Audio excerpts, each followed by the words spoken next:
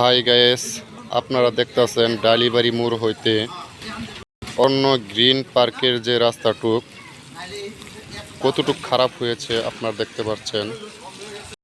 দেখেন রাস্তাটা, এই যে দেখেন রাস্তাটা, এখানে দেখেন একটা দোকান দেখা যাচ্ছে। এই দোকানের সামনে দেখেন রাস্তা কতটুক খারাপ হয়েছে। এই পাশে একটা মসজিদ আছে, এই যে দেখেন মসজিদ, বাংলা মসজিদ। এই মসজিদের সামনে রাস্তাটা কি পরিমাণ খারাপ হয়েছে।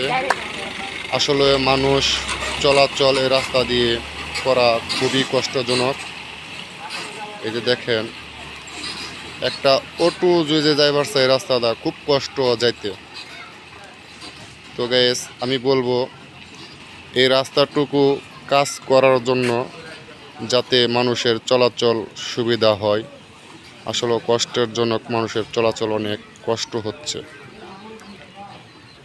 তো আমি বলবো যে রাস্তাটার যদি কাজ করানো হয় তাহলে হয়তো মানুষের লোকজনের চলাচল সুবিধা হতো।